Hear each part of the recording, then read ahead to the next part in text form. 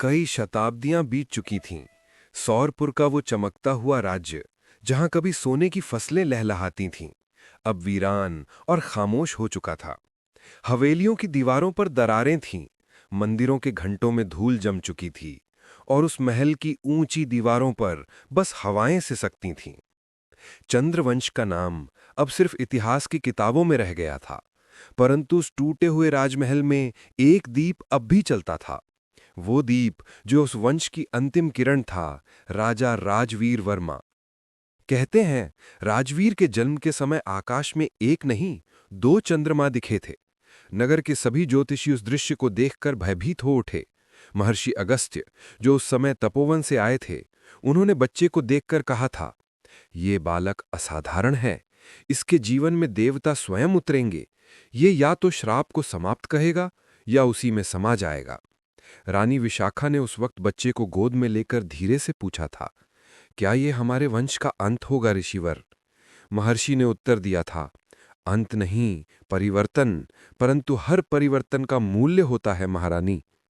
वक्त बीतता गया। राजवीर बड़ा हुआ। बचपन से ही उसमें असाधारण शक्ति और जिज्ञासा थी। वो जब भी महल के गलियाने से गुजरता, दीवारों पर टंगी पुरखों की तस्वीरें जैसे जीवित उठ उठती। हर चेहरा मानो कह रहा था, हमने खोया, अब तू पा। राजवीर जब 10 वर्ष का था, तब उसने पहली बार श्राप की चर्चा सुनी। दादी रानी विशाखा अक्सर उसे पुराने राजवृत्तांत सुनाती। बेटा, हमारे पूर्वज राजा सुधीर वर्मा ने एक बार चंद्रदेव के पूजन में त्रुटि कर दी थी। क्रोध में चंद्रदेव ने श्राप दिया कि तुम्हारा वंश हर पूर्णिमा को एक जीवन खोएगा। तब से हर पीढ़ी ने अपने किसी प्रिय को उसी रात खोया है। राजवीर ध्यान से सुनता रहा और बोला, दादी, क्या देवता क्षमा नहीं करते? विशाखा की आंखों में आंसू भर आए। करते हैं बेटा, पर शायद हमने अभी मांगा नहीं। समय के साथ राजवीर ने शिक्षा ली, शास्त्र, धनुर्विद्या, राजनीति, युद्ध नीति, हर कला में वो निपुण हो गया। उसकी आंखों में एक अजीब शांति थी, पर भीतर एक आग जलती थी, आग अपने वंश को इस अनंत पीड़ा से मुक्त कराने की। एक बार जब वो महल की छत पर बैठा चांद को देख रहा था, तब उसके गुरु आचार्य भास्कर वहां आए और बोले, राजन, चंद्र को ऐसे मत देखा करो। कहते हैं उस श्राप की दृष्टि जिससे मिलती है, वो भी दुख झेलता है। राजवीर मुस्कुराया, गुरुदेव, मैं उस श्राप से डर नहीं सकता जो मेरे वंश का है। मैं इसे समझना चाहता हूं। शायद इसका अंत भय से नहीं, ज्ञान से होगा। कुछ वर्षों बाद जब राजवीर युवावस्था में पहुंचा, तो सौरपुर फिर से धीरे धीरे बसने लगा। प्रजा में नई आशा जगी। राजवीर के नेतृत्व में खेत हरे हुए, मंदिरों के दीप फिर से जले, और लोग कहने लगे, अब शायद चंद्रवंश पर दया होगी। परंतु नियति के खेल गहरे होते हैं।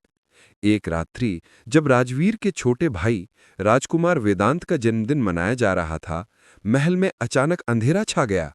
दीपक बुझ गए। हवाओं में ठंडक बढ़ी और महल के सबसे ऊंचे गुंबद से एक चीत्कार गूंज उठी। जब लोग दौड़कर पहुंचे तो देखा, वेदांत निष्प्राण पड़ा था। उसके माथे पर चांदी की रेखा थी, जैसे किसी ने चंद्रकिरण से स्पर्श किया हो। रानी विशाखा रोते हुए बोली, फिर वही श्राप। राजवीर के भीतर कुछ टूट गया। उसने उस रात चांद की ओर देखकर कहा, हे देव, अब बस। अगर ये श्राप है तो मैं इसका अंत करूंगा। अगर ये तुम्हारा नियम है तो मैं तुम्हारे नियम को चुनौती दूंगा। दूसरे दिन उसने ऋषि भारद्वाज को आमंत्रित किया, जो प्राचीन आश्रम में तप कर रहे थे। वो आए और महल में राजवीर को अकेला बैठा देखा, आंखों में अग्नि पर चेहरे पर शांति। राजन, तुम्हारे भीतर तूफान है, लेकिन याद रखो, देवताओं से प्रश्न करना आसान नहीं। राजवीर ने कहा, ऋषिवर, यदि हम देवताओं की पूजा कर सकते हैं तो उनसे संवाद भी कर सकते हैं। मैं उनसे न्याय मांगूंगा, दया नहीं। मेरे पूर्वजों ने गलती की थी, पर हर पीढ़ी को क्यों दंड मिले? ऋषि मुस्कुराए, तुम वही वंशज हो जिसकी प्रतीक्षा देवता भी कर रहे थे। पर ध्यान रखना, श्राप तोड़ना नहीं, रूपांतरित करना संभव है। राजवीर ने हाथ जोड़कर कहा, तब मुझे मार्ग दिखाइए। ऋषि ने उत्तर दिया, पूर्णिमा की रात चंद्र का ध्यान करो, पर भय रखना, उनका दर्शन किसी सामान्य प्राणी के लिए प्राणघातक है। राजवीर ने प्रतिज्ञा ली, अगली पूर्णिमा की रात मैं महल के द्वार खोल दूंगा, चंद्रदेव से संवाद करूंगा, चाहे मेरा अंत ही क्यों ना हो। पूरा महल स्तब्ध था। मंत्रियों ने विरोध किया, प्रजा ने रोकर निवेदन किया, पर राजवीर ने कहा, जब तक कोई अपने डर से नहीं लड़ेगा, ये श्राप जिंदा रहेगा। वो रात आ पहुंची। आकाश में चांद अपने पूर्ण तेज में था, हवाएं चीख रही थीं, बादल गर्जन कर रहे थे, पर महल के ऊपरी बुर्ज पर एक अकेला दीप जल रहा था और उसके सामने खड़ा था राजवीर। वो चंद्रमा को देखते हुए बोला, हे चंद्रदेव, मैं राजवीर वर्मा, चंद्रवंश का अंतिम उत्तराधिकारी, तुमसे संवाद चाहता हूं। मेरा अपराध क्या है? मेरे पूर्वजों ने जो गलती की उसका प्रायश्चित मैं करूंगा, पर यह अन्याय नहीं सहूंगा। अचानक आकाश में बिजली चमकी, हवा स्थिर हो गई, चांद के बीचों बीच एक चमकदार गोला बना और उससे एक दिव्य आकृति प्रकट हुई। चांदी जैसा शरीर, नीले वस्त्र और आंखों में प्रकाश का समुद्र। वो स्वयं चंद्रदेव थे। उनकी वाणी गूंजी, राजवीर, तेरे साहस्य में प्रसन्न हूं, पर जो देवताओं द्वारा दिया गया श्राप है उसे कोई नहीं मिटा सकता। राजवीर झुककर बोला, देव, मिटाने नहीं आया, बदलने आया हूं। मृत्यु को अर्थ दीजिए। यदि हर पूर्णिमा पर एक दीप बुझना ही है तो वो मेरे जीवन से बुझ जाए, मेरे बाद कोई न मरे। चंद्रदेव के मुख पर शांति फैल गई। तेरे वचनों में भक्ति है। तेरे त्याग से ये श्राप रूपांतरित होगा। अब से तेरे वंश में कोई नहीं मरेगा, पर तू स्वयं अमर होकर चंद्रलोक का प्रहरी बनेगा। हर पूर्णिमा की रात तू पृथ्वी पर देखेगा। जहां लोग दीप जलाएंगे वे तुझे याद करेंगे। इतना कहते ही प्रकाश की लहर ने राजवीर को घेर लिया। उसका शरीर धीरे धीरे धूल में बदल गया, पर चेहरे पर मुस्कान थी, मानो वो जीत गया हो। अगली सुबह महल की छत पर लोगों ने उसका शरीर पाया। कोई भय नहीं, बस शांति। आकाश में चांद सफेद था, पहली बार बिना रक्ते मां भागे।